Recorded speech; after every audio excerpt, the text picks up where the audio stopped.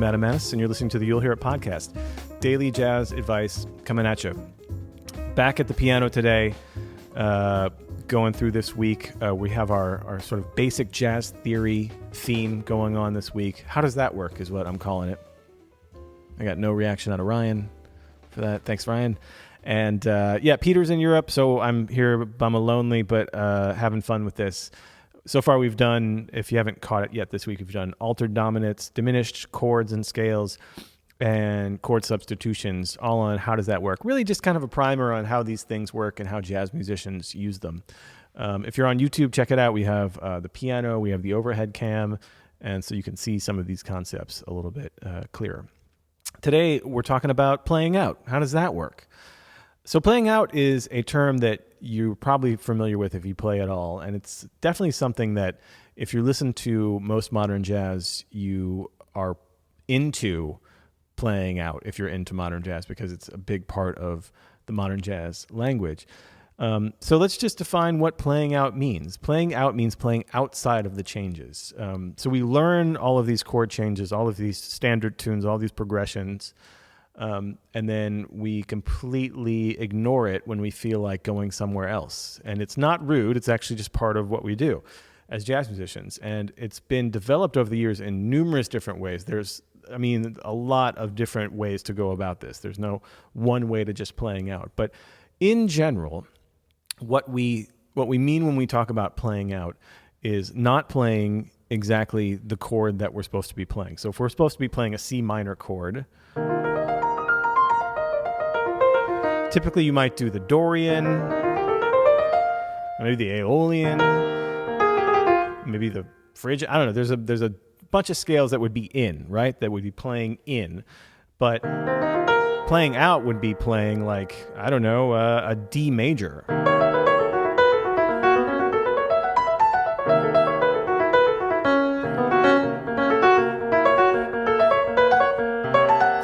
Right? So that's just one example of some dissonance that you can create. Now notice that didn't sound great just staying there. So what you hear a lot of modern players do, and great players in the past too, is establish the harmony inside the changes using, all of the language that we talk about all the time. So in this case, a Dorian, some pentatonic sounds.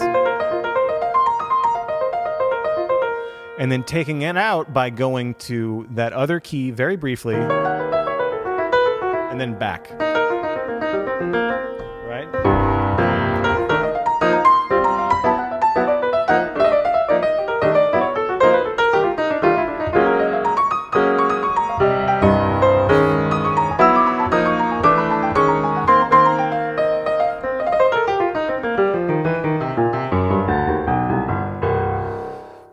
Okay, so that got intense, but that's what it's kind of the point of taking it out is. It's about creating drama. So we're setting up this very pretty sound, and then when we take it outside just for a second,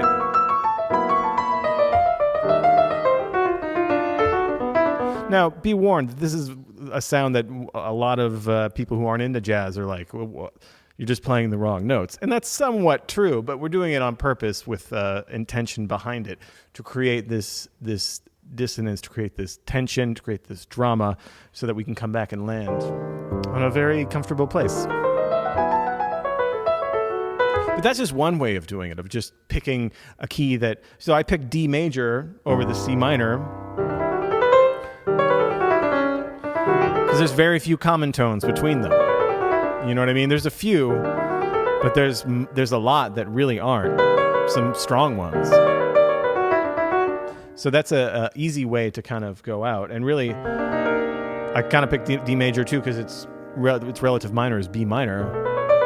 It's a half step down from C minor, so I know that I'm going to be safely out of that changes. I'm a half step away. That's fairly dissonant territory, you know what I mean? So that's one way to do it. Another way to do it is to play completely free of changes. And this is something I've talked about a little bit a couple weeks ago with George Garzon's triadic chromatic concept, and that's linking triads, seemingly random triads, actually random triads, via a half step. These are major triads, minor triads, diminished, and augmented triads. The only rule is you can't use the same inversion in a row. So if I have one in root position inversion, I can't use here a C, E, G. I can't use A flat, C, E flat, because that's another root position. So I could use G sharp, B, E, right? And so the idea is you start stringing these triads together.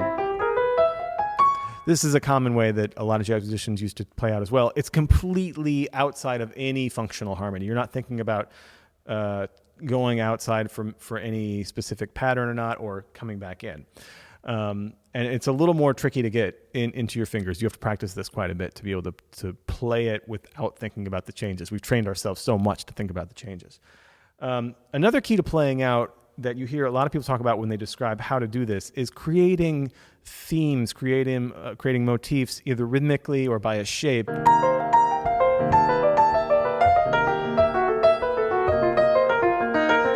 Because when we take the harmony completely out of context, that has nothing related to what's happening in the song,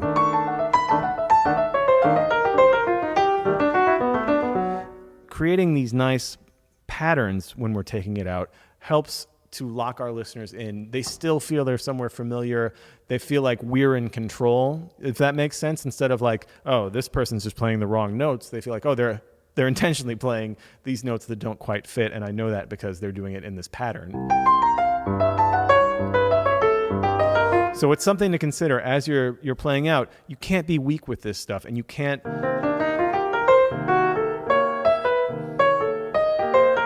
just kind of, go in and out, running scales or any of that stuff. You really want to. This is why you hear a lot of people use pentatonics, because pentatonic is such a universal sound and scale that we all have ingrained in us from our birth. That